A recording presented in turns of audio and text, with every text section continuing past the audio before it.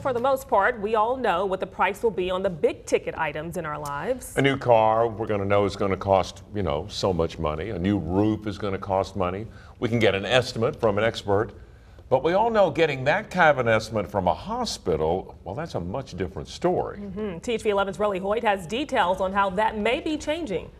Well, Denise and Craig, the relationship status for just about everyone everywhere when it comes to healthcare is it's complicated. Starting with the fact that you rarely know how much it's going to cost once you go through those hospital doors. But starting next week, those prices will be required to be posted online. Will that help consumers? It's complicated. There's less sticker shock than there used to be.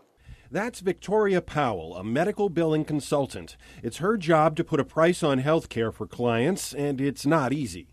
So my job is to actually go through medical costs for each procedure. We have to look up all the things that are involved with that procedure. Up till now, she had to rely on volumes and volumes of books. But beginning January 1st, the federal government will require hospitals to publish all those prices. The so-called Charge Master is going public, all in the name of transparency. It's supposed to help give patients an idea of what to expect out of pocket, vital in the high-deductible world we live in now. If you're going to have a minor procedure done, you need to know what those procedures cost so that you can get the best bang for your buck.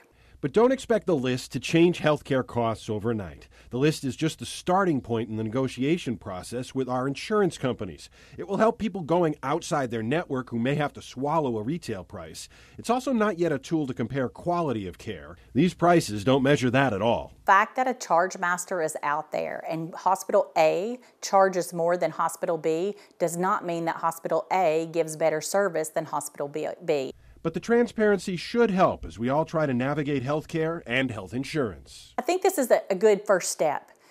It's certainly not going to give us a price comparison that's really going to be workable for the average consumer. Now, Powell's advice includes always reading your bills. They see errors and overcharges all the time. Now, you can check them against the online prices when those things get filed next week. We called UAMS, Baptist Health, and CHI St. Vincent. Nobody had time to talk about their plans today, but they all said that they would be up and running online by next week.